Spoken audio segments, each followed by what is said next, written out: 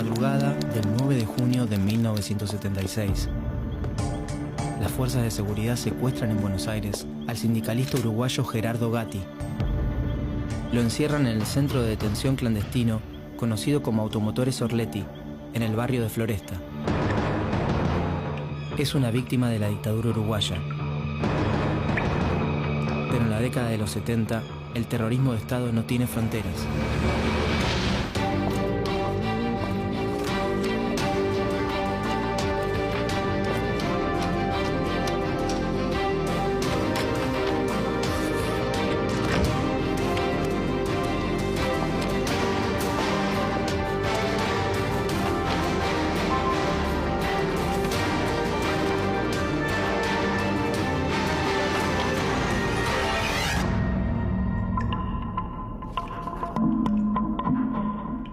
En la segunda mitad del siglo XX, la política uruguaya se repartía entre dos fuerzas: el Partido Colorado, que representaba a los sectores urbanos, y su adversario, el Partido Blanco, que defendía los intereses del campo.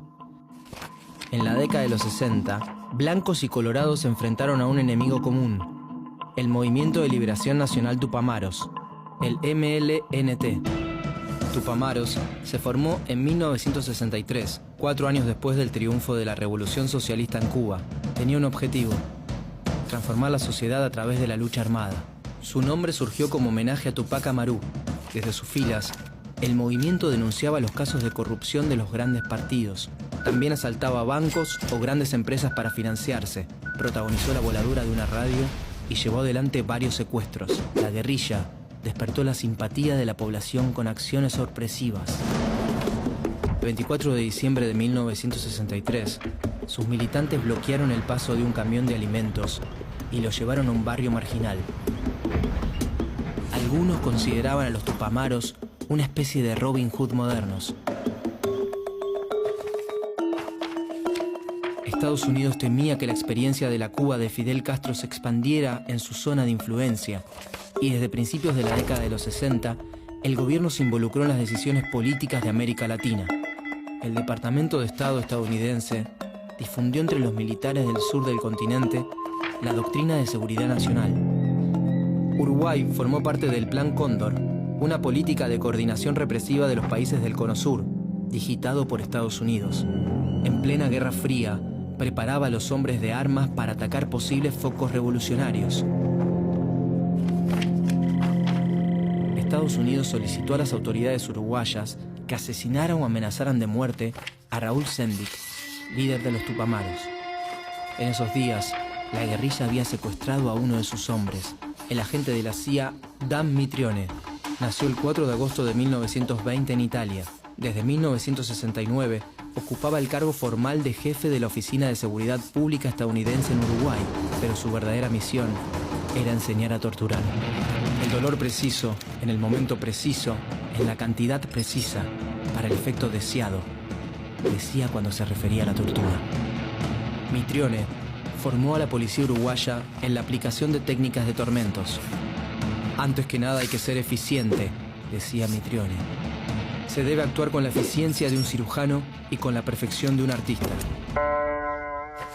El 31 de julio de 1970, el movimiento Tupamaros secuestró al agente norteamericano para utilizarlo como ficha de cambio en la liberación de 150 militantes detenidos. El presidente uruguayo, Jorge Pacheco Areco, se negó a cumplir las exigencias de la guerrilla y el 10 de agosto, Mitrione apareció en el asiento trasero de un auto robado. Estaba muerto. En 1972, Pacheco Areco ordenó reprimir a la guerrilla. Las Fuerzas Armadas fueron más allá aún. Las fronteras dejaban de ser territoriales para convertirse en ideológicas. La doctrina de seguridad nacional estaba en marcha. Los militares comenzaron a actuar como un ejército de ocupación al servicio de la lucha contra el enemigo, el comunismo. El 1 de marzo de 1972, Bordaberry asumió la presidencia en un escenario de gran tensión social y política. Por un lado, enfrentaba la movilización de los trabajadores, reunidos en la Convención Nacional de Trabajadores, la CNT, y por el otro, las actividades de los grupos guerrilleros. Al igual que Pacheco Areco, buscó el apoyo de los militares. El ejercicio del poder se hacía cada vez más inconstitucional. Las Fuerzas Armadas y el poder político aceptaron el uso de la tortura física y psicológica en contra de los supuestos enemigos. Faltaba poco para que la democracia llegara definitivamente a su fin.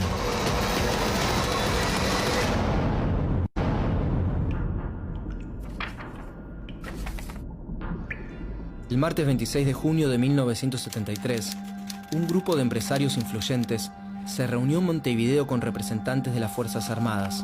A puertas cerradas, manifestaron su inquietud. Había que controlar a los obreros politizados y privatizar el sector público. Un día después, Bordaberry anunció la disolución del Parlamento y prohibió la actividad de los partidos políticos. Se iniciaba formalmente la dictadura en Uruguay, la única en su historia.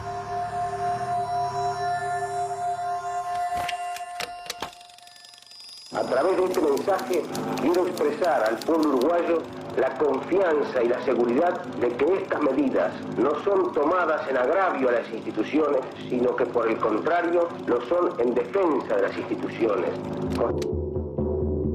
A diferencia de otros gobiernos militares de la región, las Fuerzas Armadas dejaron el cargo de presidente en manos de un civil, Juan María Bordaberry. Nació el 17 de junio de 1928 en Montevideo. Llegó al poder gracias al voto popular en 1972. En 1973 se convirtió en el primer dictador de su país.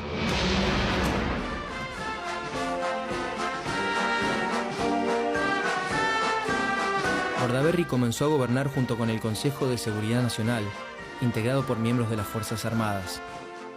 La Central Obrera y el Frente Amplio, una nueva fuerza de izquierda que había cosechado el 20% de los votos en las elecciones presidenciales, organizaron una intensa lucha civil desde las primeras horas del golpe.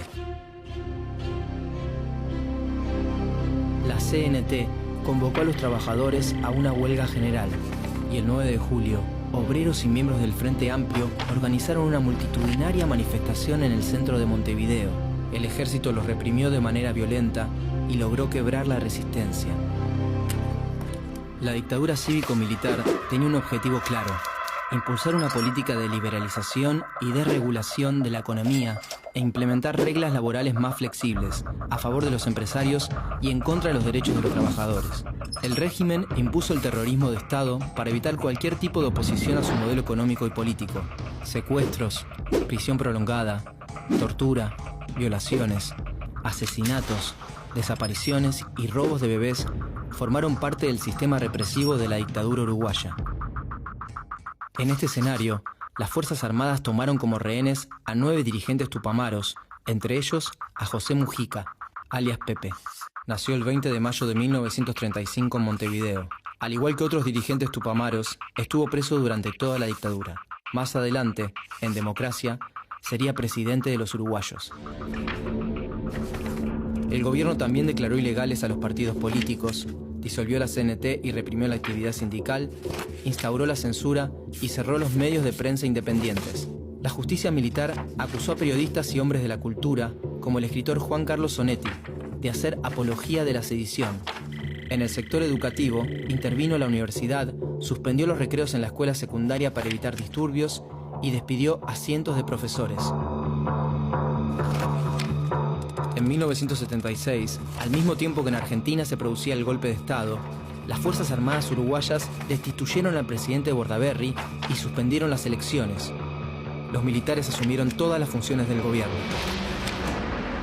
Controlaban a la población dentro y fuera de las fronteras, en alianza con las dictaduras de la región. Un caso emblemático es el de los 160 desaparecidos uruguayos. Solo 35 fueron asesinados en su país. Los 125 restantes desaparecieron en la Argentina.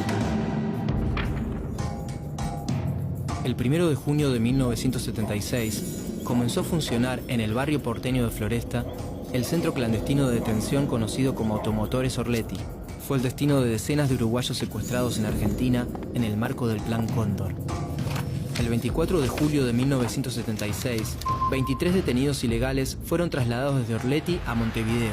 3 meses después, la dictadura montó una escena para simular que habían ingresado al país por sus propios medios para invadir el territorio. En esos días, en Buenos Aires, otros 22 detenidos subieron a un avión militar uruguayo que partió hacia el aeropuerto de Carrasco, en donde quedaba